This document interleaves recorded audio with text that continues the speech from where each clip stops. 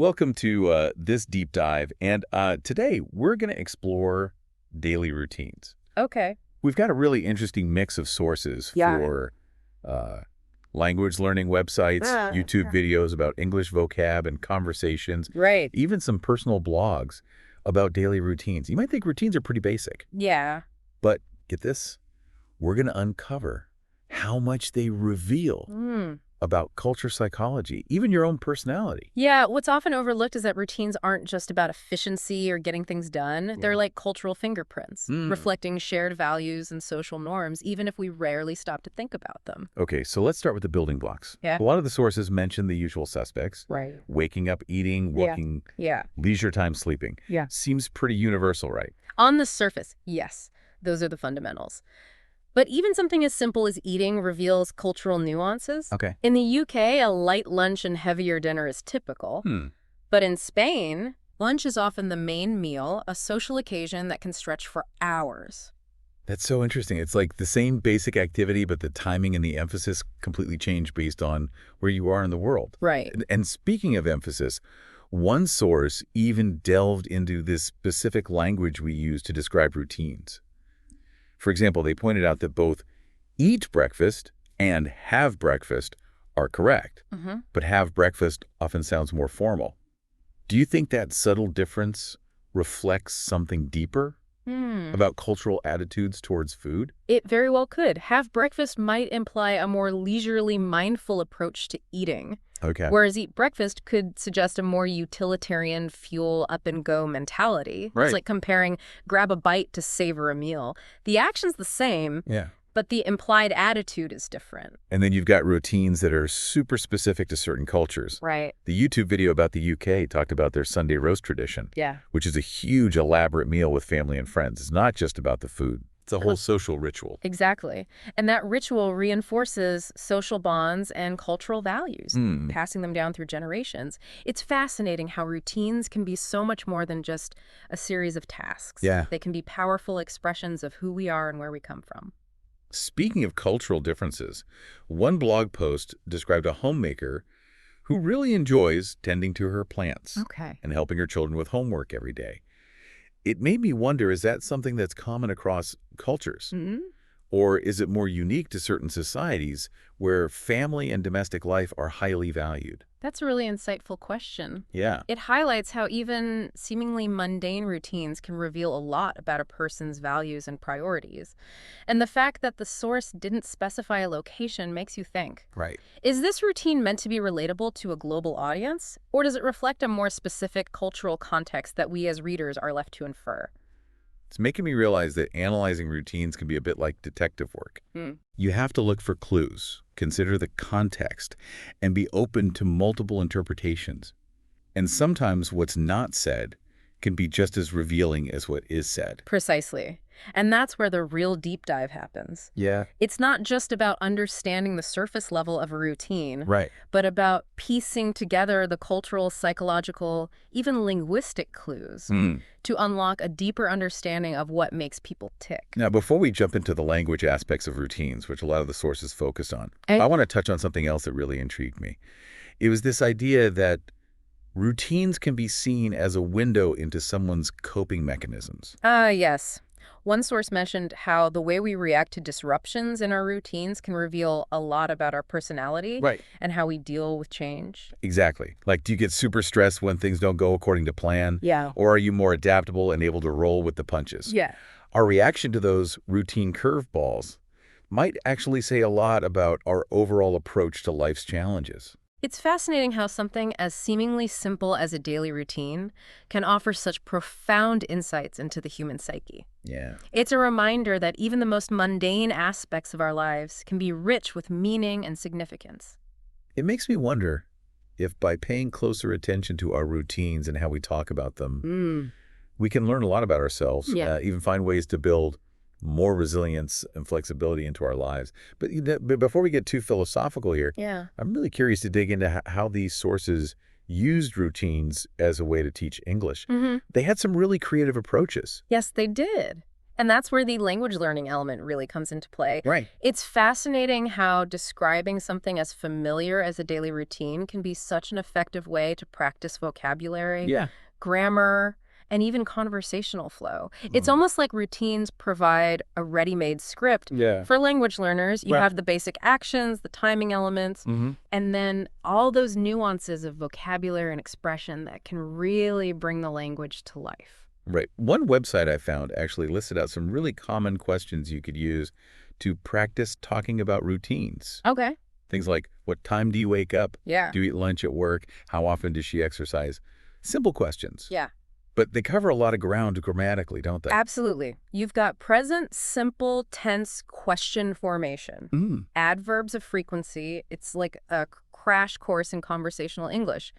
And it highlights how even seemingly basic grammar points can become tricky when you're trying to use them in real-time conversation. It's funny because one source mentioned adverbs of frequency like it was a big deal. Right. They listed out always, usually, sometimes, all the way to never. Yeah. I guess for someone learning English, mastering those little words can make a huge difference in how fluent you sound. It's those subtle distinctions that can really elevate someone's language skills. For example, saying, I usually go to the gym after work, paints a much clearer picture than just saying, I go to the gym. It adds that layer of regularity and habit that's so characteristic of routines. And then there's the whole art of sequencing. Right. Which is super important when you're describing a routine.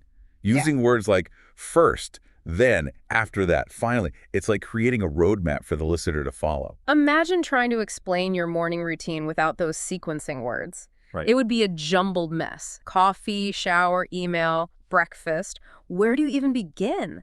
But with clear sequencing, you create a coherent narrative that's easy to understand. One of the YouTube videos actually did a brilliant job of showing how sequencing works in practice. Okay. The host was describing their daily routine and literally acting it out. Saying things like, I fry 2 eggs, I hang up my jacket, I say hi to my colleagues. It was like a mini movie. Yeah. But also a super practical language lesson.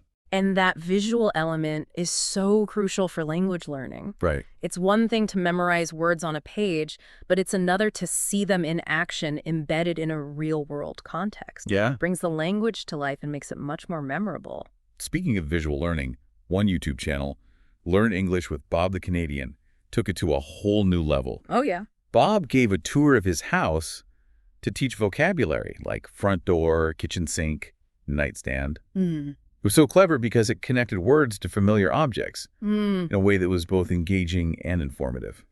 It's amazing how much you can learn from a simple house tour when it's done right. Yeah. And the fact that Bob was actually using those objects, taking off his shoes at the entrance, opening cupboards, making coffee, that kind of active demonstration really reinforces the vocabulary. It's like those picture dictionaries we had as kids, Right. but way more dynamic. Yeah. And it made me think, even something as mundane as a house tour can reveal cultural insights.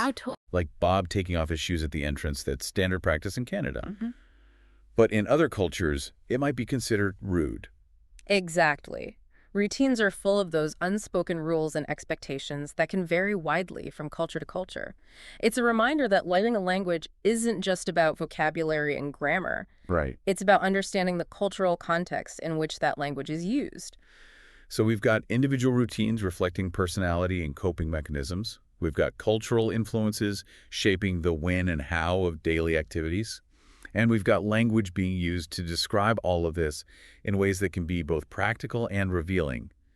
I'm starting to see those hidden complexities you mentioned at the beginning. And we're not done yet. Oh. Remember those routine curveballs we talked about earlier? Yeah. Well, several sources emphasized how those disruptions and how we talk about them can be incredibly revealing. Right. One source highlighted phrases like, I had to, I couldn't, I ended up, as ways to explain how our routines get thrown off course.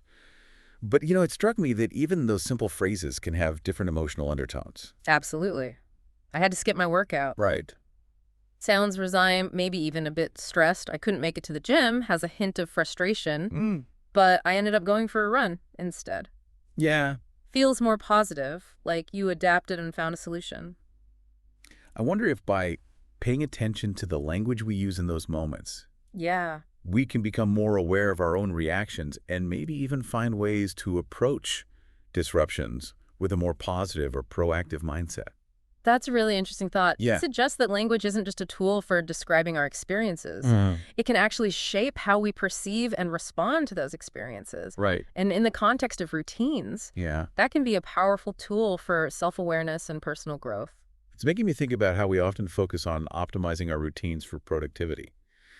But maybe the real optimization comes from understanding ourselves better, how we respond to challenges, and how we can create routines that support our well-being as much as our to-do lists.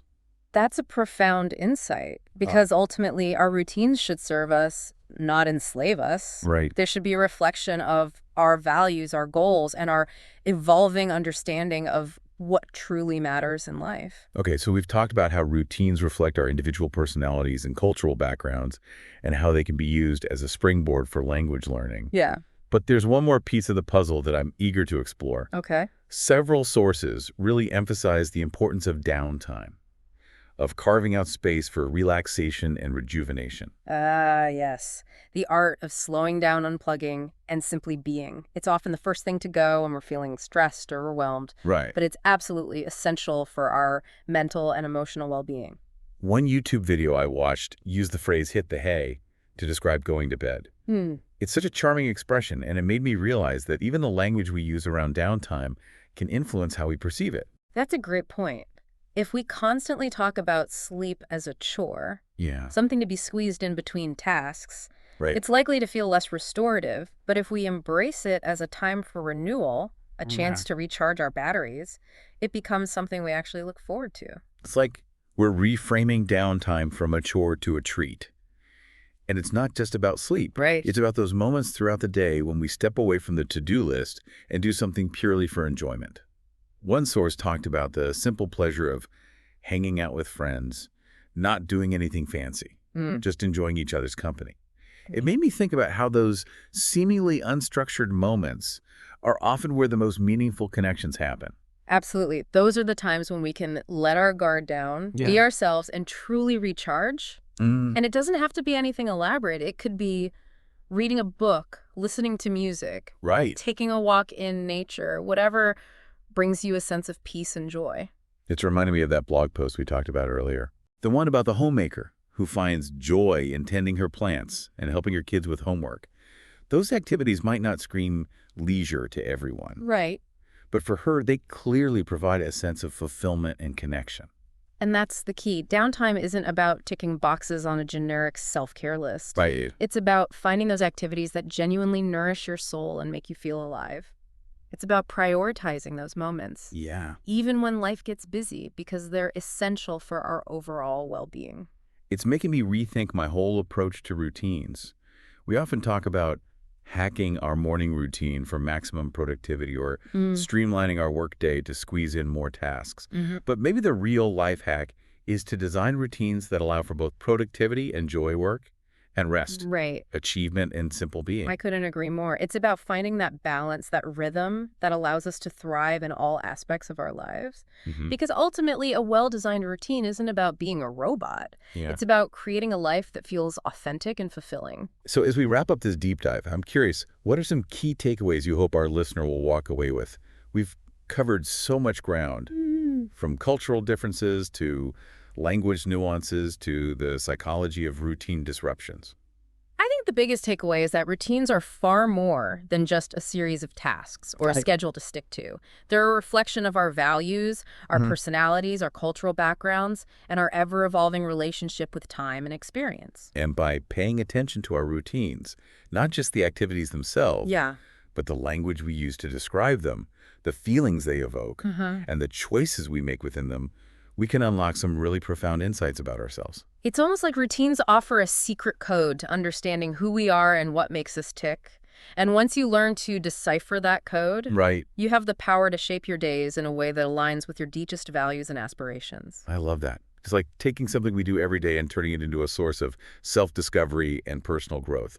But we've talked a lot about other people's routines, about general patterns and cultural comparisons. Now, I want to turn the focus back to you, our listener. Yes, because ultimately the most important routine is your own. So here's a challenge for you. Okay. Pay close attention to your daily routine this week. Mm-hmm. Notice not just the activities themselves, but the language you use to describe them, the emotions they bring up, and the choices you make throughout the day. Ask yourself, what does my routine reveal about me? Yeah. About my priorities, my values, my dreams? What parts of it bring me energy and joy, and what parts might need a little tweaking or even a complete overhaul? You might be surprised by what you discover. And who knows? Yeah. This deep dive might inspire you to make some changes, big or small, that bring more balance, purpose, and even a little more magic into your everyday life. So go forth, dear listener, and explore the fascinating world of your own daily routine. You might just uncover some hidden treasures you never knew were there. And until next time, keep diving deep.